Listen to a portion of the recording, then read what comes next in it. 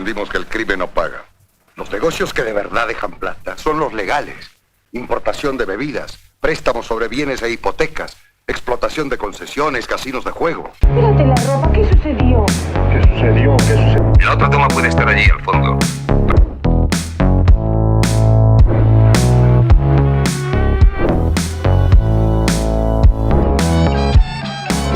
La verdad es que mientras más vamos conociendo el cine de Luis Alcoriza, más nos viene enseñando muchas cosas sobre cómo cambiar ciertos paradigmas del cine, pero también sobre cómo fue su capacidad tan grande para demostrarnos y explicarnos cómo funciona la sociedad mexicana. ¿No que regresábamos a la tierra para ser gente decente y portarnos como señores bien? ¿Qué? ¿No pueden olvidar las malas mañas? What's wrong with us? Aquí se habla español.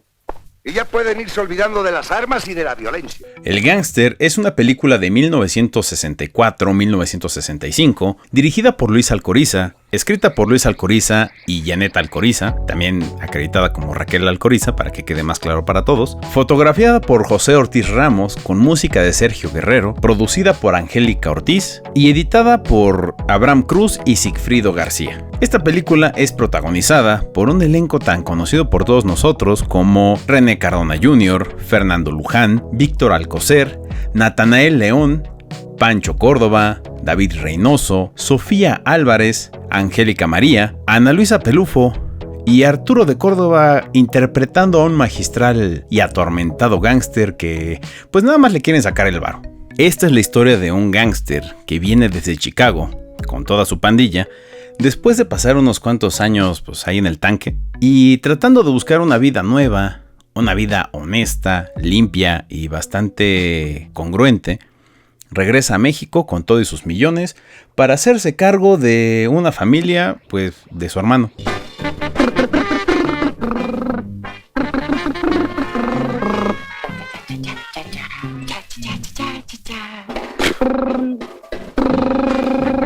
Ya hemos dicho que Luis Alcoriza tiene un genio y sobre todo en los años 60 este genio explota para narrarnos historias bastante interesantes, bastante novedosos inclusive en la forma de tomar arquetipos que no son propios del cine mexicano para traerlos hacia un contexto de un México más cosmopolita, del gángster de Chicago con todo y su parafernalia, este swagger tan característico de los años 20 y los años 40 al estilo Al Capone, pues la verdad es que encaja muy bien.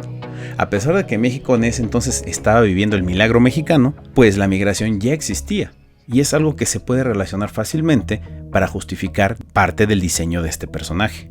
Isabel, estás como, digo que yo sé.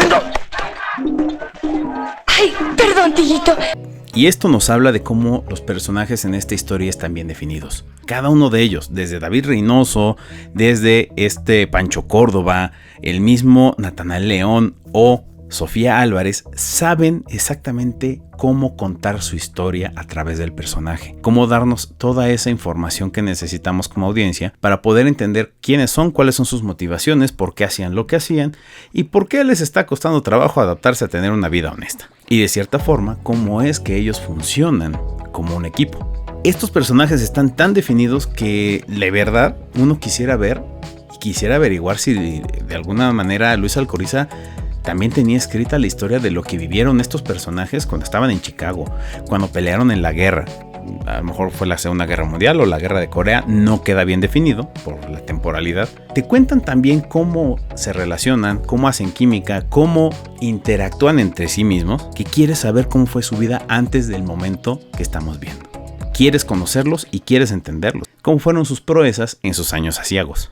El señor se pasó un alto. En rojo. Y lo más curioso, que regresó por su infracción. Exactamente. Otro chistecito de estos y lo arresto. Ya hemos hablado antes de cómo la facilidad tecnológica en el cine mexicano le permitió a la industria poder filmar de una forma más barata, pero también cómo aprender a perfeccionar el filmar en locación. Y esto nos trae uno de los documentos y una de las cosas aleatorias más importantes dentro de la narrativa fílmica de los años 60. Porque estas películas nos permiten ver con mayor claridad cómo era la vida en esta ciudad en esa década.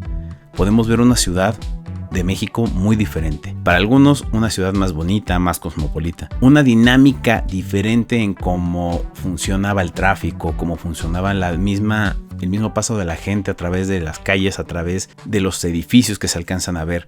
Cómo era la vida cotidiana de la Ciudad de México. Todavía en aquel tiempo donde se afamaba llamarle a esta bonita ciudad como la región más transparente. Algo ahí que se relaciona con la novela de Carlos Fuentes. Sí te hace sentir una cierta nostalgia, una cierta añoranza de haber querido conocer la ciudad tal y como era en aquel entonces, que no era, creo que ni la tercera parte de lo que es actualmente. Y también podríamos decir que el cine tiene esta otra función, la de rescatar las imágenes de la realidad que estábamos viviendo sin necesidad de hacer cine documental. Sí nos hace sentir que pues en algún momento la regamos y dejamos que la mancha urbana se comiera una zona tan bonita como lo fue esta Ciudad de México. Chorro millonario, pero tiene complejo de alcancía.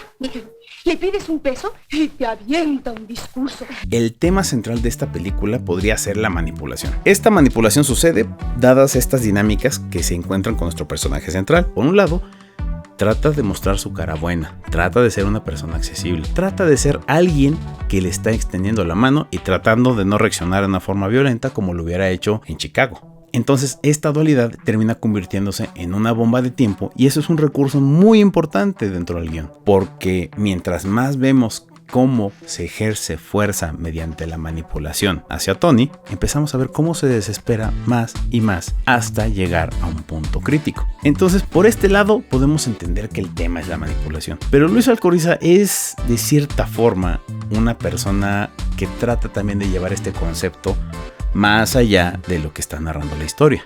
La manipulación también sucede hacia la audiencia, pues porque simplemente nos hace sentir esta empatía con el personaje. Nos hace sentir que esta persona pues sí están pasándose de lanza, están abusando de él, están sacándole mucha raja, estos sobrinos son unos ingratos, la cuñada sabe que le trae ganas y se aprovecha también de esa situación, e inclusive el papá del novio pues trata de imponerse como presumiblemente priista de aquella época con pistola al cinto, aprovechándose de una situación y de una vulnerabilidad que está en el personaje de Tony.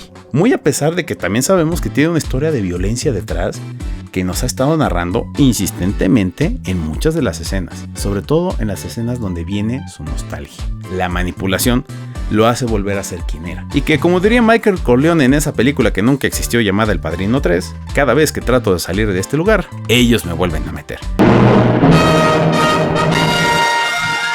¡Párate, Romo, que nos matamos! ¡Agárrense bien!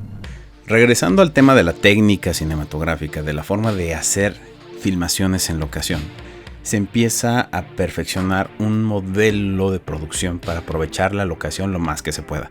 Nada más les faltó descubrir el Date for Night, pero bueno, el Date for Night lo inventaron los gringos, y para que después se entendiera que nada más se tenía que opacar tantito y no grabar de noche en la carretera porque era bien peligroso, creo que no había visto una escena de persecución tan emocionante desde A Toda Máquina. Tiene una forma de meternos a tener estas perspectivas dentro del coche, desde fuera, con un punto de perspectiva de tercera persona.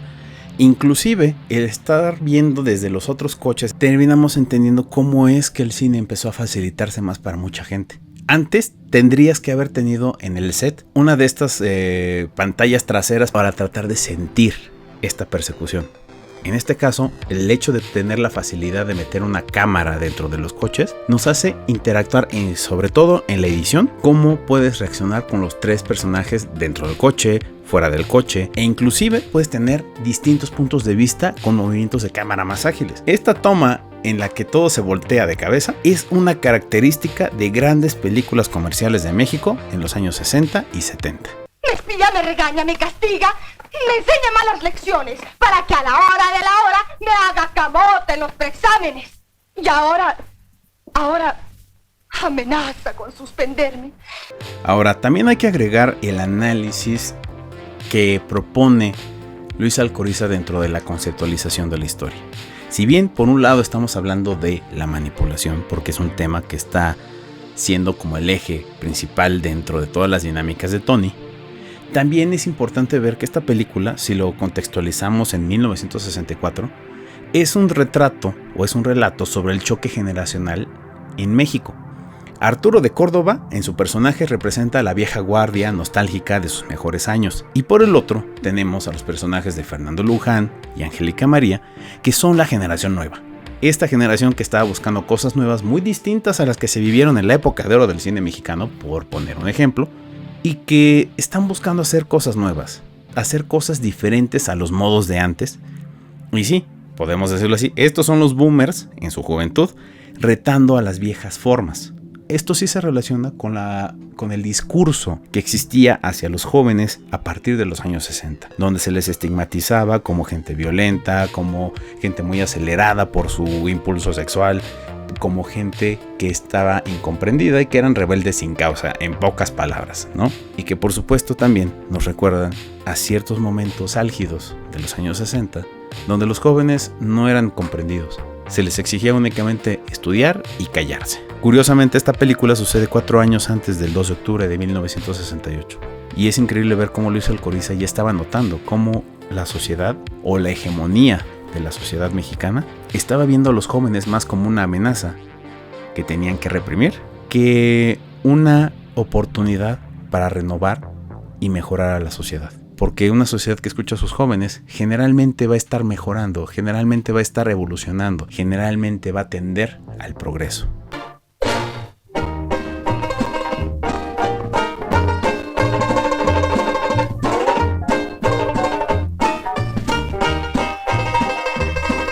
Y en nuestro próximo episodio, ahora sí, vienen los cuervos. Y curiosamente en el mes del testamento.